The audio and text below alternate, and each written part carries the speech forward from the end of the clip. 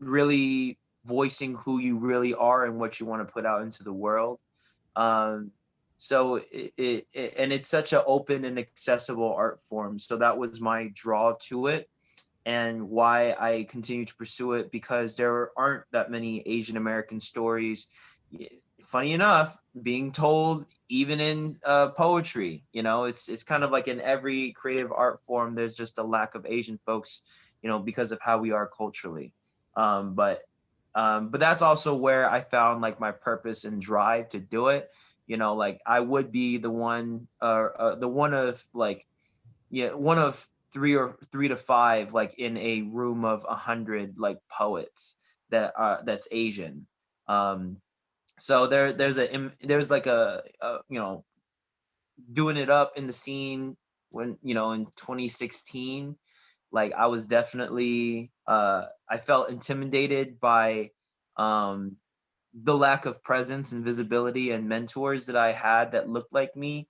But it also gave me gave me a bit of like a challenge factor of like, okay, cool. So now nerves aside, you have this duty, because if you are the first and only and last Asian poet someone's gonna see, you better bet your ass you got to deliver um, in this performance, in this slam slot that you have.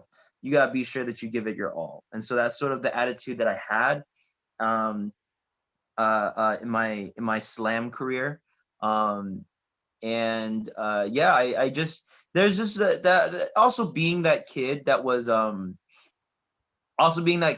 like not the popular kid in high school. I made up and overcompensated when it came to like competitions. Like I always had that feel of wanting to prove myself.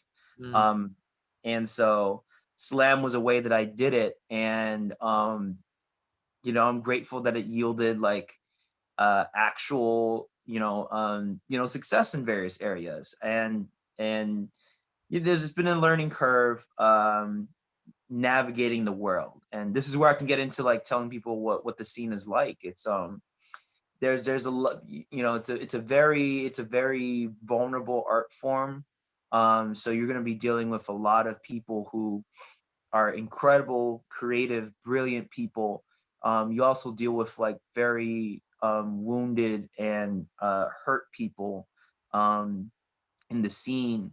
And to navigate through those emotions, especially in an art form where like you put your whole soul onto a stage, and then but at the same time, what was maybe a story that was traumatizing to you that you put out there is celebrated by someone else, and then they want you to come up and do it. But like, where are you at with that story in your life? And so there's a need for poets to create their own professional boundaries with their self and their work, because yeah, it's all live performance. It's performing your poetry, performing your stories, your traumas, and that can take a toll on you.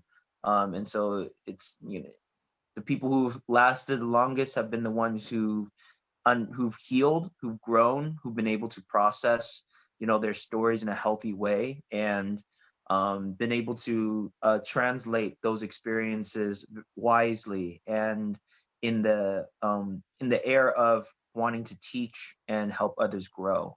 So yeah, once you can navigate that within yourself and you can collaborate and ask for feedback, it's a loving community.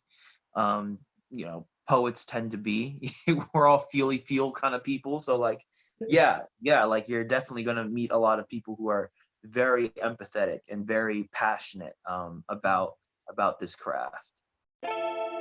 Thanks for listening to this episode of Tea with My Uncle Iros. Catch us every Monday on your favorite podcasting service. TWMUI is written and produced by me. Definitely rate and review us on iTunes and follow me at Son of Paper on Instagram, Twitter, or Facebook. Theme music by Keys. For more, visit facebook.com/unlockedkeys. Spill with y'all next time on Tea with My Uncle Iros.